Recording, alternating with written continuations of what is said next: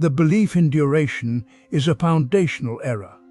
It manifests as the assumption that a thought possesses an inherent, persistent existence. This is not a radical claim, it is the basis of how experience is generally understood. Thought appears to unfold over time. Elements seem to remain present, connecting one to the next in a demonstrable progression. This sequential flow reinforces the conviction that the thought itself has a measurable span. This perceived duration arises from the brain's method of processing. Information is organized into predictable sequences. Patterns emerge and solidify as the brain seeks coherence. Temporal adjacency, the simple fact that one event follows another, is interpreted as evidence of a connection, and more importantly, of duration. The brain perceives a before and after, establishing an appearance of temporal integrity within the thought.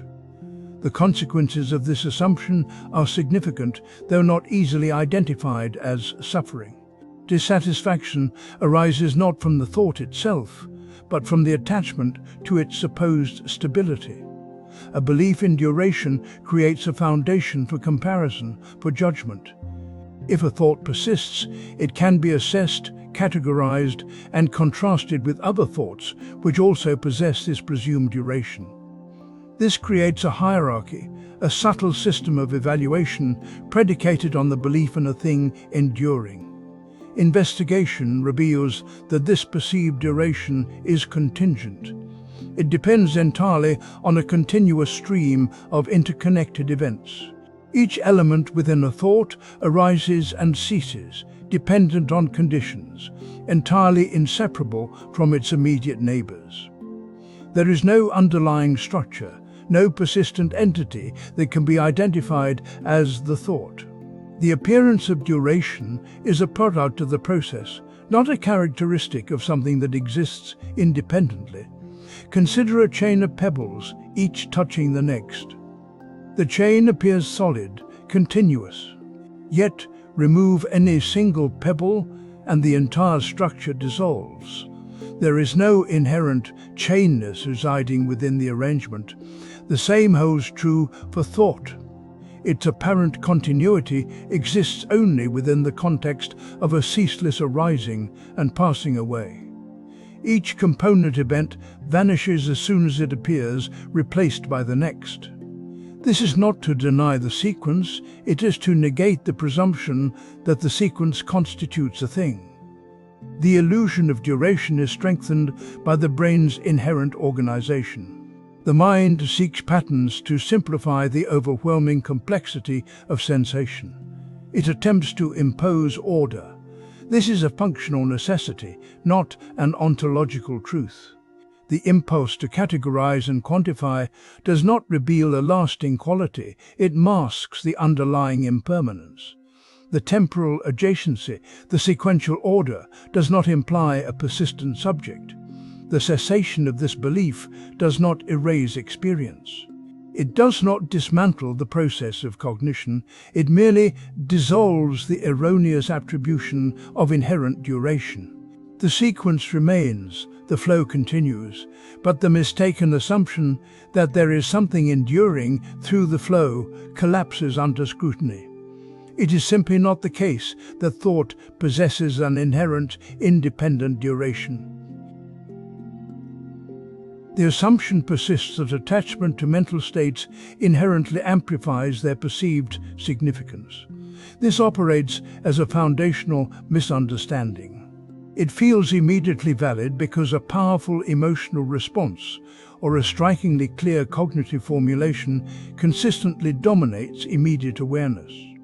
Other internal events recede, seemingly eclipsed by the force of that single state. This dominance is not an inherent property of the state itself, but a consequence of the mechanisms that govern attentional prioritization. The brain is structured to identify and respond to salient stimuli. Emotional impact serves as a reliable marker of salience, triggering reinforcement pathways that consolidate its hold on awareness. Repeated patterns of attention, reinforced through these neurological processes, solidify the association between a particular mental state and a judgment of importance. The individual experiences this association as a given, a truth about the state's nature. It is not. The valuation of significance is an application, a judgment made the state arises. The state exists initially without that attributed weight. Attachment, then, is not responding to an already significant state. It is the process of imposing significance, a state that possesses none intrinsically. This creates a feedback loop. The attachment strengthens the feeling of significance, which in turn reinforces the attachment. The sustained experience of dissatisfaction or suffering is a direct consequence of this mistaken premise. The individual is compelled to maintain a state perceived as critically important, even when that state is inherently transient or even detrimental. Efforts to preserve, control, or avoid the state become the primary focus, generating further discomfort and restriction. The freedom to simply observe the state without judgment or investment is lost. The quantitative measurement of emotional intensity is irrelevant to this analysis. Numbers do not reveal the underlying error.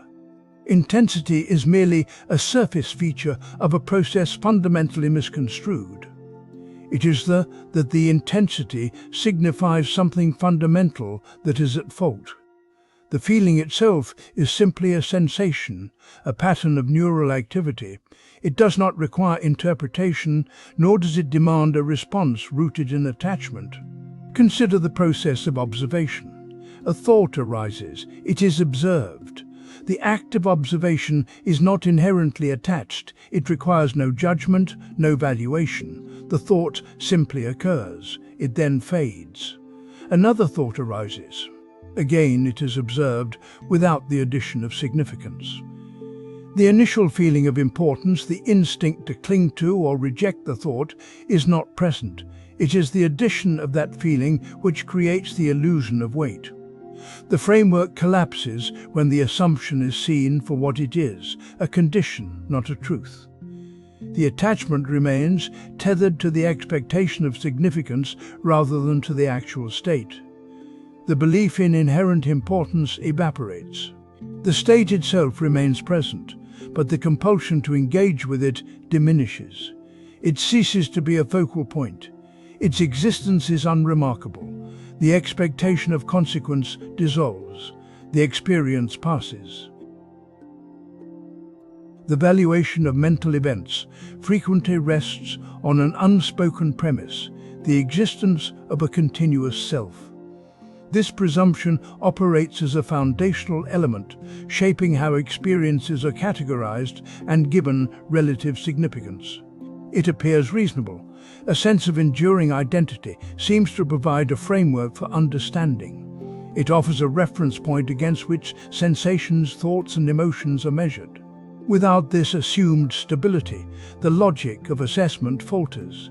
The valuation process involves comparison. Experiences are judged as pleasant or unpleasant, agreeable or disagreeable, often in relation to prior experiences. This comparison relies on the implicit presence of a subject, an I, that persists through time, possessing a memory of what occurred before. The assumption of continuity justifies the act of drawing these parallels. It is the apparent consistency of this I that validates the judgments made. This consistency is not inherent. It is a product of ongoing narrative construction. Each moment is discrete. Each perception arises and passes. These individual events by themselves offer no guarantee of a unified subject. The narrative, however, assembles them. It stitches them together into a story, a personal history.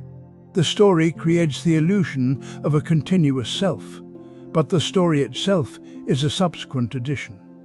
The maintenance of the assumption involves pattern recognition and behavioral reinforcement.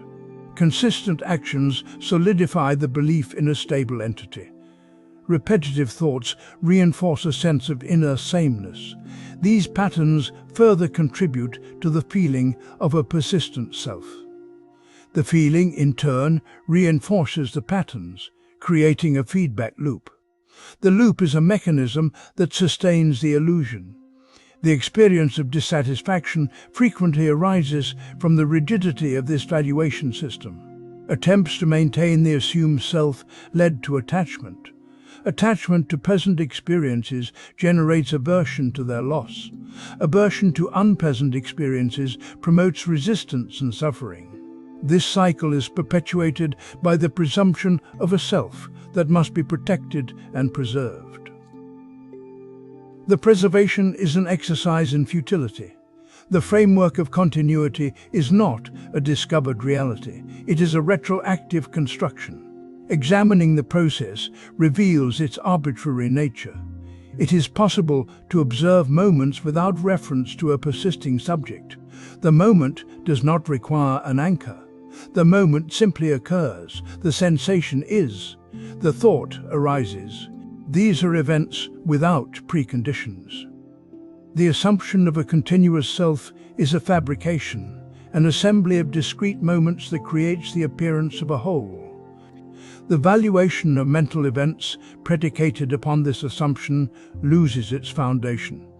The system collapses without needing to be replaced. It simply ceases to be. The events are. The persistence of a sense of autonomy for mental phenomena contributes to a pervasive dissatisfaction.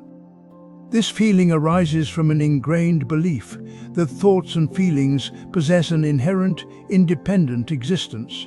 It appears that a thought simply a discrete event arising within the field of consciousness.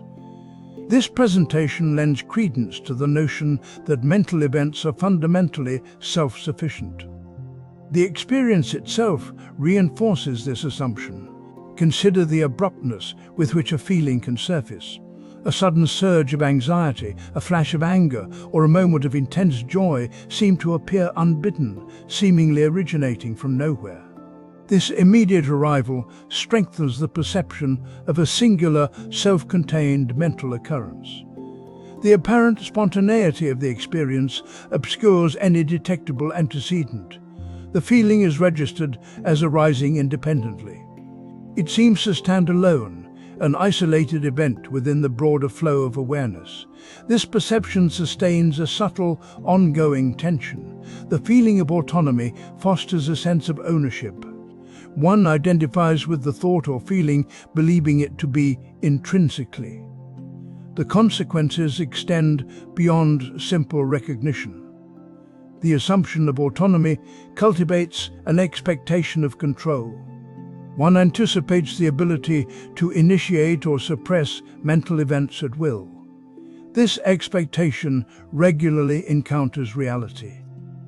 The dissonance between expectation and experience generates frustration. The inability to perfectly manage mental states, to dictate the arising and passing of thoughts and feelings, leads to disappointment. The feeling of autonomy produces a subtle yet constant sense of lack. It leads to a persistent discomfort, a quiet dissatisfaction stemming from the inherent limitations of this mistaken view. Examination, however, reveals a different picture. Every mental occurrence arises in dependence upon a complex interplay of factors. It is not the case that the thought simply. It is the case that the thought. A feeling, likewise, is not inherent, it arises. These arise contingent upon a network of antecedent conditions. This dependence is not readily apparent. The immediate presentation of a thought obscures the factors that brought it into being. One does not typically attend to the prior sensory input, the recent memories, the physiological state, or the subtle shifts in attention that collectively contribute to a given thought's arising. The assumption of autonomy thrives precisely because of this absence of systematic observation. The experience of a thought as discrete is a perceptual illusion. The illusion is maintained by a failure to trace the web of conditions. Every thought, Every feeling is inextricably linked to its preceding circumstances. It is not self-created, it is conditioned. The perceived independence is a consequence of failing to perceive the conditions themselves.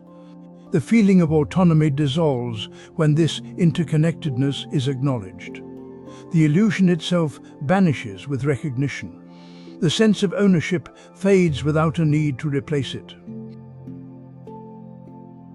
The pursuit of stillness frequently begins with a perceived urgency. An individual experiences mental activity, deems it undesirable, and resolves to reduce it. This resolve establishes a framework. Stillness, in this context, becomes an objective. The objective itself initiates a process. An effort is directed toward the perceived problem of mental activity. This effort constitutes activity. The initial impulse is often predicated on discomfort. Unpleasant thoughts, restlessness, or distraction are identified as impediments to a desired state. The state is envisioned as one of quietude or clarity. This envisioned state functions as a standard against which the present experience is measured. The discrepancy between the present and the standard generates dissatisfaction. Dissatisfaction fuels the drive to eliminate the perceived cause, mental activity. The logic appears straightforward. If mental activity is undesirable, then reducing it must lead to a corresponding increase in well-being. The process is understood as a subtraction. Unwanted mental content is to be subtracted from a baseline of presumed neutrality. The assumption is that a neutral state exists, waiting to be revealed by the elimination of unwanted elements. This assumption remains untested. The act of attempting to reduce mental activity introduces a new variable. The effort to still the mind becomes a form of mental exertion. This exertion manifests as concentration, analysis, or judgment. These actions, while aimed at curtailing unwanted thoughts, are themselves thoughts. The targeted problem is replicated in the solution. The cycle perpetuates. The attempt to control mental processes produces resistance. The more rigidly the mind is directed towards stillness, the more vigorously it pushes back. Thoughts that were initially deemed undesirable now possess a heightened significance. Their very rejection reinforces their presence. The desire for stillness, therefore, becomes intertwined with the phenomena it intends to extinguish. The pursuit creates the condition it seeks to avoid.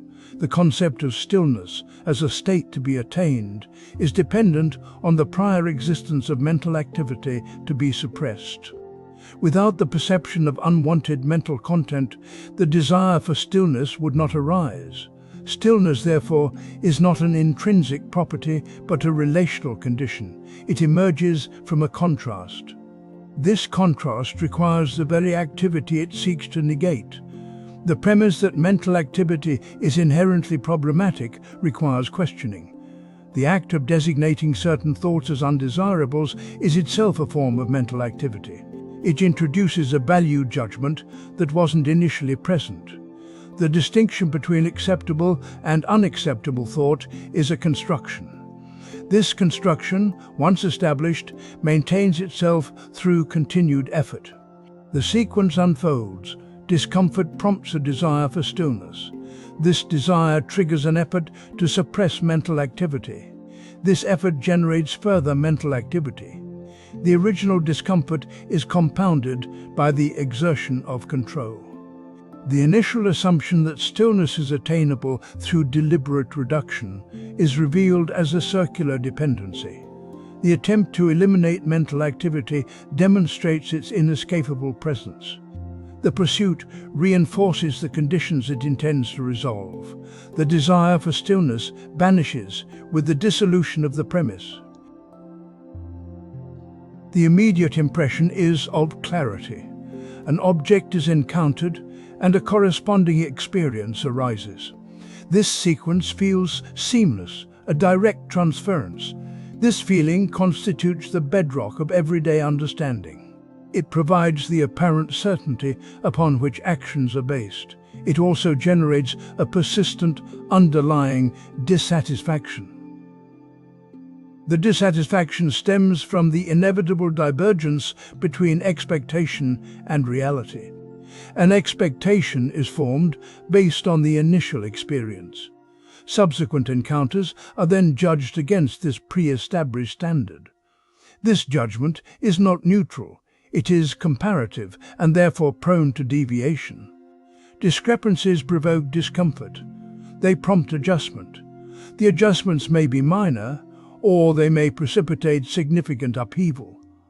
Either outcome is predicated on the initial assumption. Consider a simple instance. A fruit is perceived as red. The characteristic of red is noted and registered.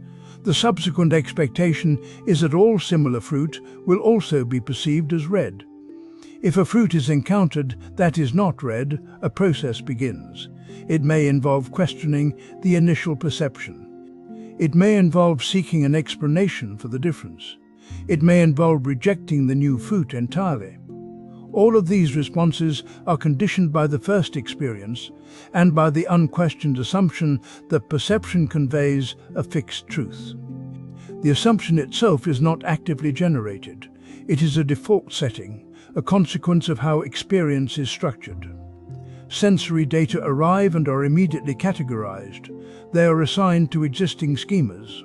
This categorization is rapid and largely unconscious. The brain does not pause to interrogate the validity of the categorization. It proceeds directly to assigning meaning and establishing expectation. This process occurs constantly for every element of experience. The nature of this categorization is crucial.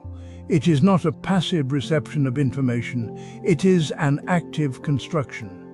The frameworks that shape the categorization already exist, formed by prior experiences and ingrained patterns of thought.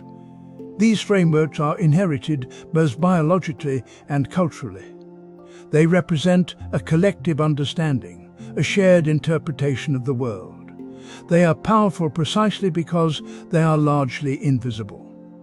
The redness of the fruit, therefore, is not a property inherent in the fruit itself. It is a designation imposed by a system of categorization.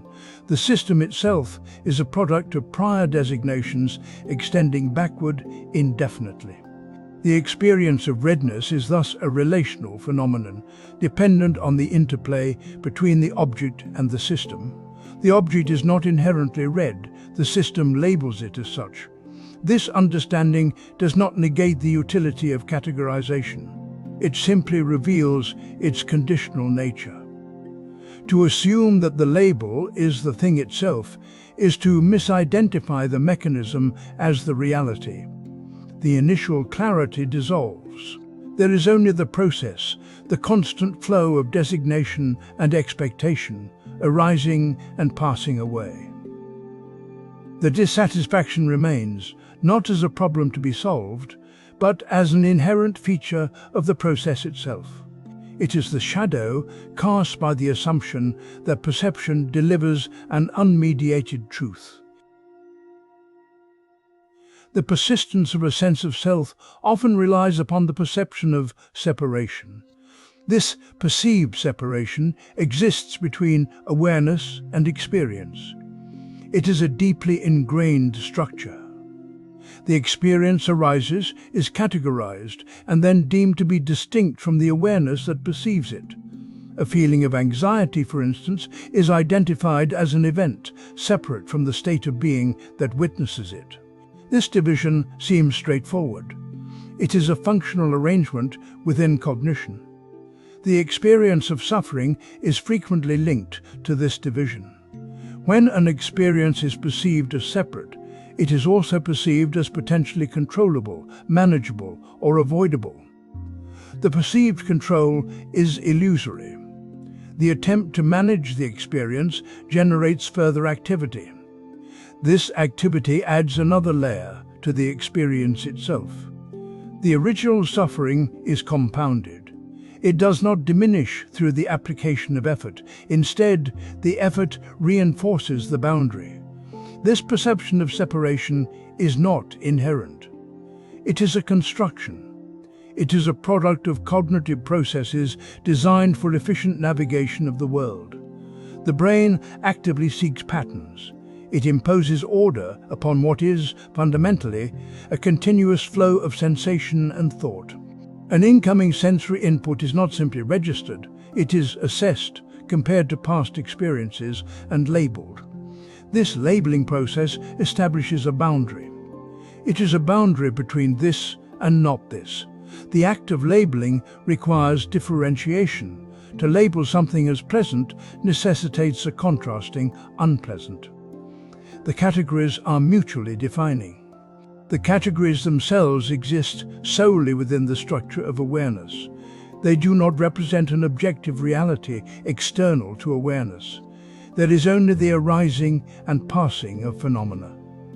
The differentiation, the categorization, is a superimposed layer.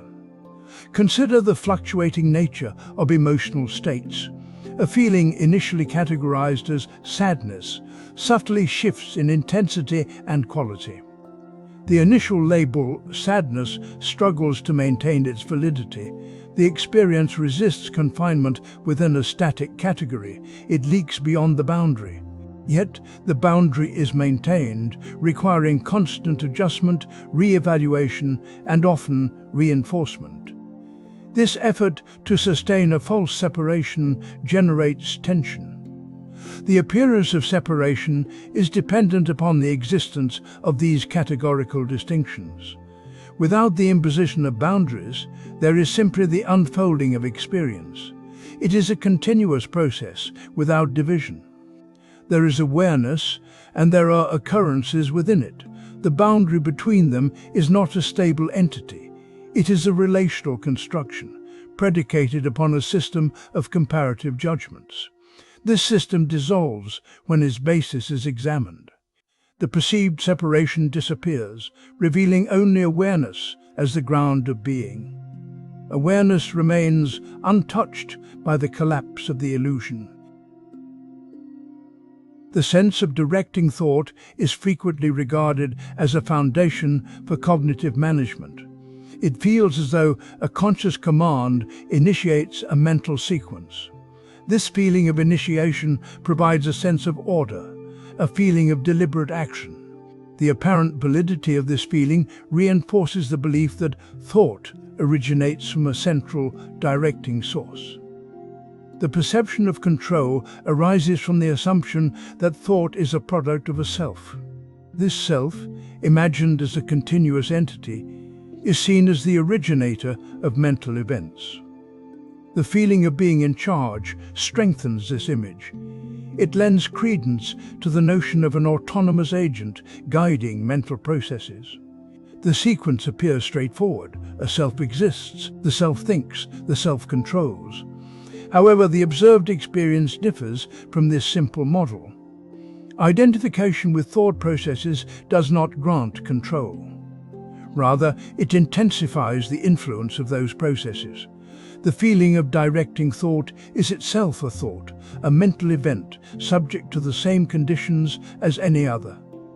Recognizing this generates no alteration in the flow of thought. It merely adds another layer to the ongoing sequence. The reinforcement of identification occurs through a feedback loop. The feeling of control, the sensation of directing thought, becomes a thought in itself. This thought is then perceived as confirming the existence of a directing self. This confirmation strengthens the initial identification. The cycle repeats, solidifying the illusion of control. Each instance of perceiving direction reinforces the underlying assumption. The feeling of agency is contingent on the premise of a directing self.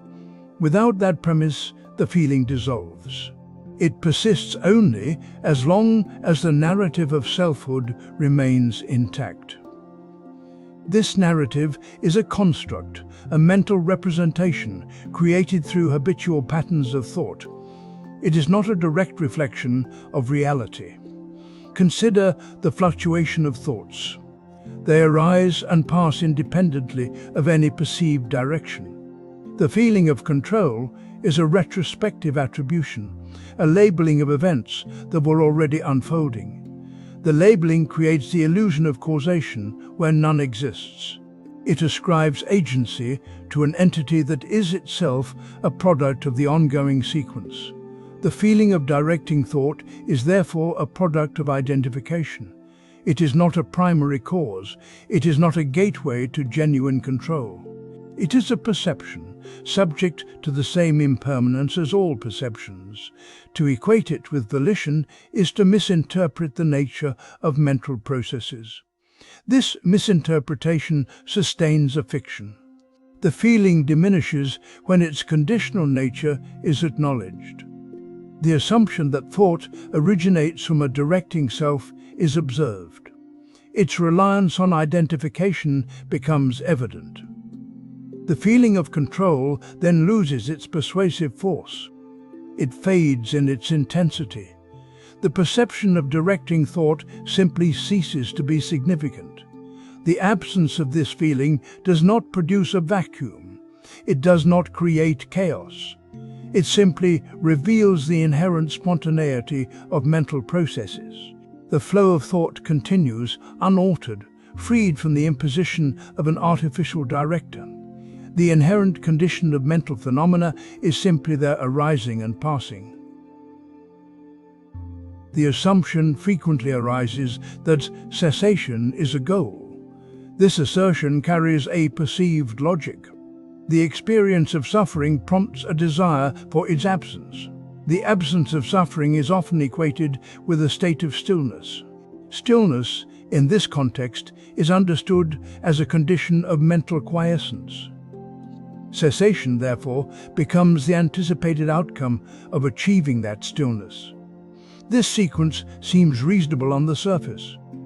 Discomfort motivates action. Action, in this instance, aims at a particular condition. The condition is framed as the end of discomfort. The pursuit appears valid, a response to perceived need. However, the very act of pursuing cessation introduces a condition. The desire for cessation implies a separation, a division between the current state and the desired state. This separation generates a trajectory, a movement from here to there. The here is defined by suffering. The there is defined by stillness. The trajectory itself is a form of mental activity. The assumption implicitly identifies mental activity as a problematic element. This identification is not inherent, it is a construct. Suffering, as experienced, is an inherent quality of conditioned existence. It arises within the field of mental activity, but it is not by it. Mental activity is the arena, not the originator of the experience. The yearning for cessation reinforces the distinction between subject and object. The I desires the absence of the suffering. The I becomes an agent attempting to manipulate the suffering. This reinforces a sense of self, a boundary, an individual entity. Cessation, as envisioned, becomes a state by this self. The concept of cessation implies permanence. It assumes a fixed point beyond fluctuation, a state that can be maintained. This permanence is unattainable within the nature of conditioned phenomena. Everything arises, persists for a time, and ceases. The very notion of a permanent cessation contradicts the fundamental principle of impermanence. The search for stillness generates restlessness. The effort to achieve an absence creates a presence, the presence of the striving itself. The striving becomes a new form of mental activity, indistinguishable in kind from the activity it seeks to eliminate. The initial discomfort is merely replaced by the discomfort of the pursuit. The premise of cessation is conditional. It is predicated on the belief that a particular mental state is deficient. It assumes a better state can be attained. This assumption defines both the problem and the solution. The solution is, in essence, a continuation of the problem, merely transposed into a different form. The desire for cessation dissolves when the assumption is recognized as a construction. The impetus for stillness fades as the distinction between subject and object collapses. What remains is awareness, the unconditioned field in which all experiences arise and pass. This awareness is not created, it is the substrate of experience itself. It is present regardless of seeking. The striving for mental purity often originates within a condition of perceived mental noise. This noise, identified as unwanted or disruptive thought, is then subjected to rejection. The apparent logic lies in the belief that eliminating undesirable mental phenomena leads to a state of mental clarity, a state defined as purity. This framework appears initially sound, given the readily apparent discomfort that arises when intrusive or distressing thoughts appear. The perception of mental noise itself relies upon a prior categorization. Thoughts are classified as either desirable or undesirable, acceptable or unacceptable. This division establishes a hierarchy within the field of awareness. The subsequent rejection is predicated on this existing evaluation. The very act of labeling something as noise necessitates a contrasting designation, a state to which the noise is unwelcome. This inherent contrast is the fundamental structuring element. The process of rejection functions not as a removal, but as a reinforcement. The attention given to the rejected thought, the conscious effort to suppress or banish it, paradoxically solidifies its presence. The act of rejection inherently defines the rejected. It grants the unwanted thought a significance it might not otherwise possess. The more intensely a thought is resisted, the more it persists within the field of awareness, albeit now carrying the additional burden of being rejected.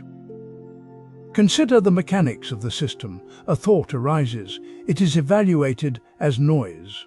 This evaluation is not a neutral observation. It is an active judgment. The subsequent rejection requires energy, focus, and a sustained sense of effort. This effort, this mental exertion, serves to amplify the initial condition. The focus shifts from the experience of the thought itself to the act of repressing it. This shift obscures the thought's inherent transient nature. The assumption that rejection leads to purity is sustained by the dualism that fuels the initial classification. Without the contrast between the desired and the undesired, the concept of mental purity loses its meaning. Purity implies a lack of something else, a deficit defined in opposition to a presumed ideal. To reject noise is to affirm the existence of both noise and a space where it should not be. This affirmation perpetuates the dichotomy. The structure of rejection is thus inextricably bound to the structure it seeks to dismantle. The persistence of the perceived noise, even with continued rejection, demonstrates the inherent instability of the system. The effort expended in rejection becomes another factor within the ongoing process. The attempted eradication becomes another element contributing to the condition it seeks to resolve. The system is self-sustaining, a cycle defined by rejection and the subsequent re-emergence of what is rejected. The initial impulse toward purity becomes, through its own mechanics, the very condition it sought to escape. The striving ceases without the support of the underlying assumption. The common perception is that mental formations arise as discrete events. There is an impression of mental activity originating solely within the mind itself. This experience lends apparent credence to the idea that formations are self-contained and independent. It seems that thoughts, feelings, and sensations can surface seemingly without a direct, identifiable cause. The internal landscape appears to generate its own content, a private and self-sufficient realm. This perceived independence creates a sense of agency. The individual believes they are the sole author of their thoughts. This belief underpins a feeling of control, a sense of being the originator of internal experience. When formations are unpleasant, this perceived independence intensifies the feeling of being trapped. Dissatisfaction arises from the mistaken understanding that one is responsible for something inherently self-generated. A feeling of burden accompanies the assumption. The root of this misunderstanding lies in a lack of awareness regarding subtle influences. The mind operates within a complex web of interconnected factors. These factors are not always immediately apparent. A formation is not born in a vacuum. It is the result of a chain of causes and conditions. These conditions include perceptual input, internal physiological states, and prior mental activity. The appearance of spontaneity masks a deeper dependency. Consider the fleeting nature of a thought. It arrives seemingly out of nowhere, yet a close examination reveals antecedent influences. Perhaps a remembered phrase, a faint odor, or a subtle shift in body posture preceded the thought's appearance. These are not dramatic triggers, they are subtle conditions. They operate beneath the threshold of conscious awareness, yet their impact is undeniable. Every formation is inextricably linked to conditions, even those perceived as internal. A feeling of sadness, for instance, is not simply sadness. It is sadness conditioned by memory, by physiological state, by past experience. The assumption of independence thrives on this obscurity. It requires a blindness to the intricate relationship between mental activity and external influence. If one were to meticulously trace the lineage of a thought, it would inevitably lead back to a preceding condition. This condition may be faint, subtle, or seemingly insignificant. It remains nonetheless the originating point within a causal chain. The internal experience is not an isolated event, it is a response. It is a consequence of ongoing interaction. The feeling of control diminishes as this dependency is observed. The sense of responsibility for internal experience undergoes a shift. Recognizing the conditional nature of formations does not negate experience. It alters the perception of that experience. The feeling of being trapped dissipates. The burden of authorship lessens. There is simply an arising, a process, a sequence of events unfolding in accordance with natural laws. A formation is understood as a consequence, not an origin. A moment passes, complete and unbroken. The familiar structure of experience appears to require an evaluator. Something happens, and someone evaluates it. This seemingly straightforward sequence generates a persistent belief that an observer is present, necessary, and distinct from what is observed. The belief is functional. It facilitates a particular kind of engagement with the world. It also constitutes a condition for considerable dissatisfaction. The discomfort arises not from the events themselves, but from the persistent need to assess them. An experience is not simply present, it is presented something. This something demands classification, judgment, comparison. A sunset is not merely a shifting pattern of light and color, it is evaluated as beautiful or perhaps unremarkable, depending on the observer's prior conditioning. The value is not inherent, it is projected. This projected value, this evaluative function, becomes a standard against which all subsequent experiences are measured. The next experience is not accepted on its own terms. It is assessed relative to the previous evaluation. If the second sunset is deemed less beautiful, a feeling of disappointment arises. This disappointment is not related to the actual phenomenon of the sunset. It stems from the discrepancy between expectation and reality, a reality constructed by the observing mind. The observer, then, is not a fixed entity. It is a conceptual role, a position adopted within a framework. The framework itself is constructed from the initial assumption that evaluation demands a separate agent. This agent is presumed to possess a stable identity, capable of enduring across experiences and applying consistent standards. The stability is illusory. The supposed agent is not discovered, but assembled from successive evaluations. Consider the act of observation. What is it? It is a process, a series of actions. Each action depends on the preceding one. Each action contributes to the impression of a continuous, unified observer. But the observer is not independent of these actions. The observer is defined by them. Remove the actions and the observer dissolves. It is not a substance that performs the actions, it is the actions themselves, falsely attributed to a subject.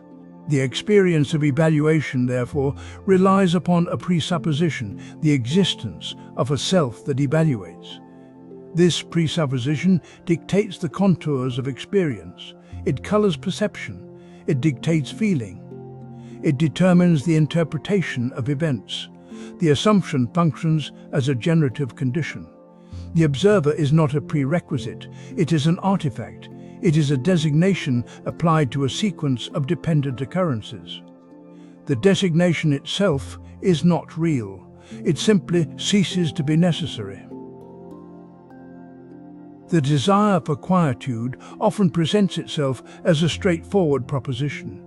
It is conceived as a removal of disturbance, a simplification of the internal landscape. This understanding functions as a premise, a foundational belief about what constitutes a beneficial state. The very notion of quietude as a goal to be attained initiates a process. To seek quietude is to define it, to create a mental representation of what it should be. This representation becomes an object of focus.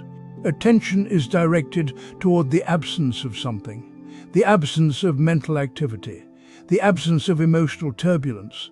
The pursuit itself generates activity. The individual is now engaged in the task of evaluating, of measuring, of determining whether quietude is present or absent. This evaluative function inherently produces a stream of thought. The attempt to still the mind produces a new activity to be managed. The initial premise that quietude is desirable is not challenged, it is accepted as a given. The definition of quietude, however, becomes a point of contention. Does it mean the complete cessation of thought? Does it encompass a particular emotional tone? The search for precision within this definition further fuels mental activity. The individual refines the criteria, seeking a more accurate definition of the sought-after state.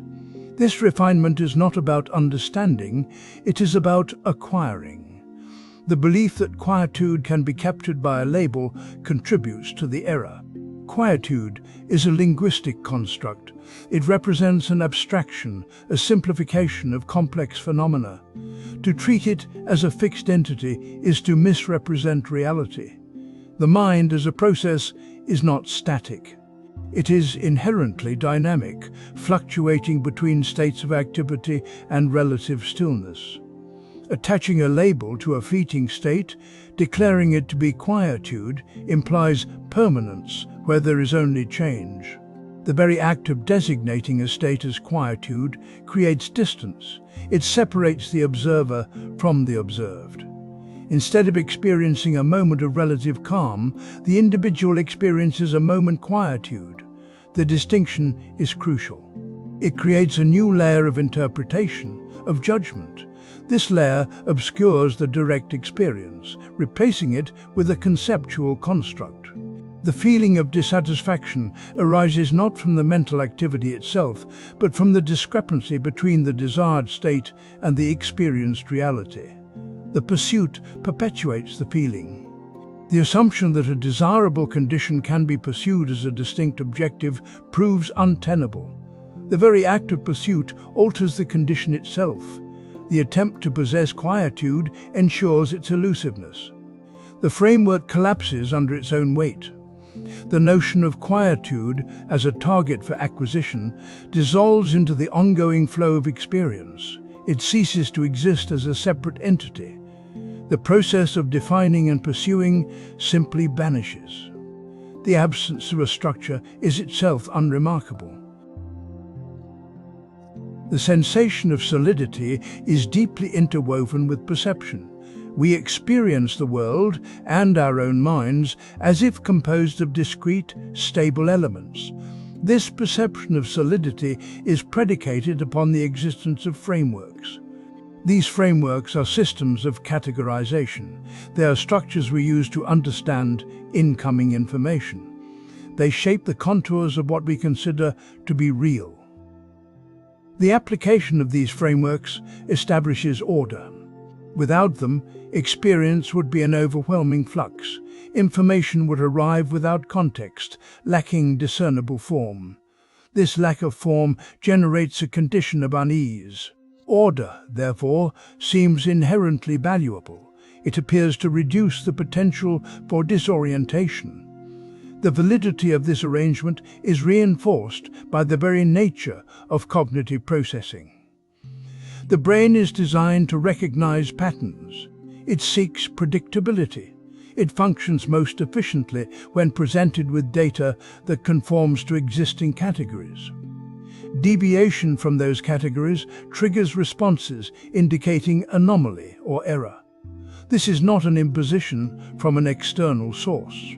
This is an intrinsic function. However, the perceived solidity of the framework itself is deceptive. The framework is not a representation of reality. It is an imposition upon it. The boundaries it defines are artificial constructs generated by the process of categorization. The actual phenomenon being categorized exists beyond these imposed lines. Consider the act of defining a landscape. The act is useful for navigation. It provides a point of reference, yet the landscape itself is not then defined by the lines. It simply is. The framework dissolves into the continuity from which it arose. The elements categorized become indistinguishable from their context. This dissolution is not a loss. It is a demonstration of the framework's inherent limitation. The distress arises not from the absence of order, but from the mistaken belief that the order is intrinsic to the phenomenon. The dissatisfaction stems from the imposition of boundaries where none naturally exist. The constant maintenance of these boundaries demands a continuous effort. This effort is a perpetuation of the initial error. The perception of solidity, the belief in the framework's permanence, is a conditional arising. It depends upon the continued operation of the categorization process. When that process ceases, the feeling of solidity vanishes. The landscape remains.